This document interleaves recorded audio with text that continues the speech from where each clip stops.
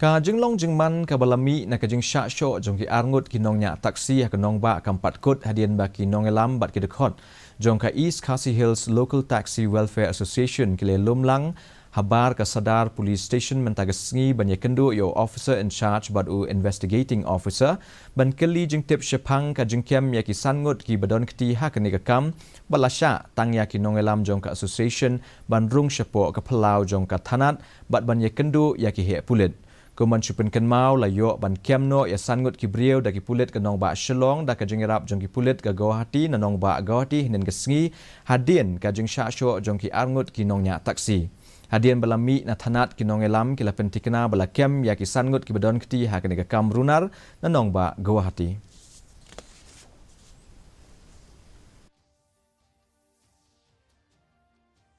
Given by the IPS officer who is the IO, investigation officer of this case.